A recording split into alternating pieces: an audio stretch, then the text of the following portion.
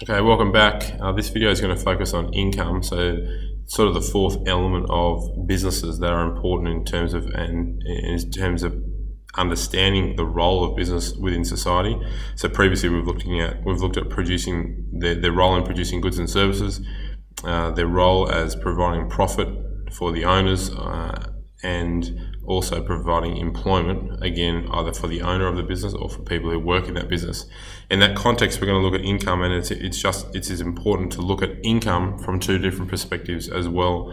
So to look at income from the perspective of it providing income source to the owner of the business, but also the fact that businesses provide income to those people who are working for those businesses, so for employees.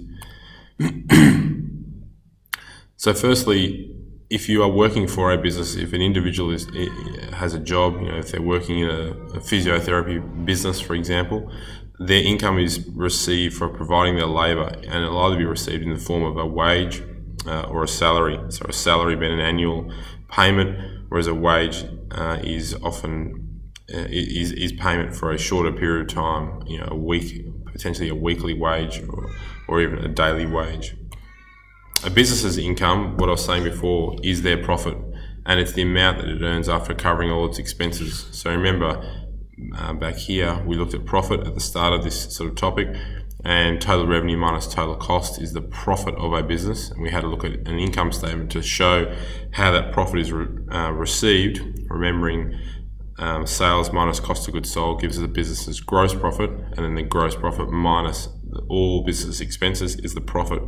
And for a business owner, the profit that is received or earned by the business before tax is the income that owner achieves. So if you're a sole trader or if you're the owner of a business, that is how you earn your income. It's through the profit of the business. Whereas if you're an employee and you're earning a wage or a salary, well, that is how you derive or how you earn your income.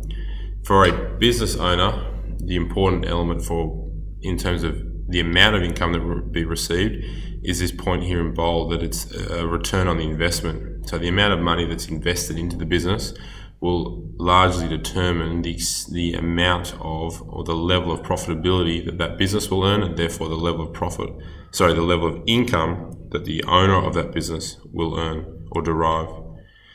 There's a table in your textbook on page 11 which has a range of different jobs, and we'll have a brief look at those in class. And that's the table there. Interesting to note that this table is dated 2011, and the largest areas of employment in terms of industries in 2011 or at that time were the retail sector. So that's retail shops, your David Jones, your Myers, etc., and healthcare and social assistance. They were the two big areas of employment in terms of industry. If we go to the next slide, I'll just fast forward. If we go to this slide, if we go back to the employment, you'll remember here, the property industry this is 2015-16 in terms of its contribution to employment. The property industry was in fact considered to be the largest industry.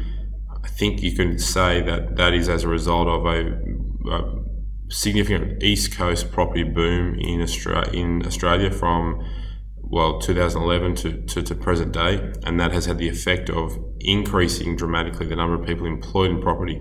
So for example, people who are working on construction sites, builders, plumbers, and other tradespersons. So if we go back to where we were, if a business makes a profit, this becomes the business owner's property and therefore their income. So if you're a sole trader and you're running a business, the profit, like I said before, that the business makes is your form of income. A little bit different if we're talking about a private or a public company, because that income or the profit of that business is then passed on to the owners, to shareholders via dividends. Now, if you're a small shareholder of Qantas, you're just going to get a relatively small dividend. But if you're a large shareholder or if you're a significant shareholder, those dividends could be fairly sizable.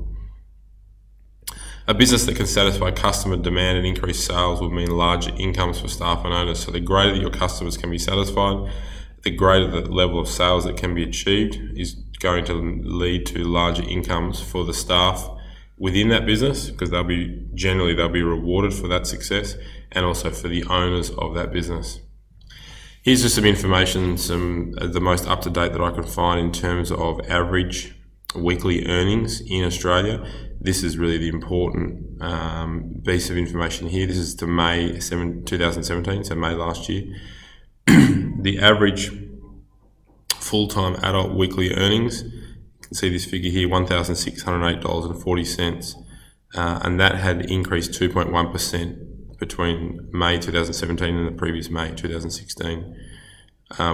We are going through a period of relatively benign, so that means low wages growth. That's barely keeping pace with inflation.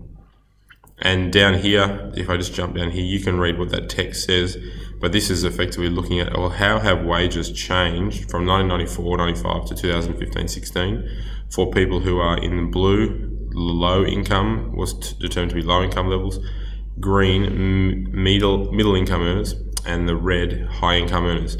Don't be too concerned with the gaps between the two. It's the change which is the important bit. And if you read this text here, you can see that the change has been much more profound and pronounced for high income households. They've experienced a much greater relative increase in their wages or in their income. Okay, in the next video, we'll focus on choice and innovation.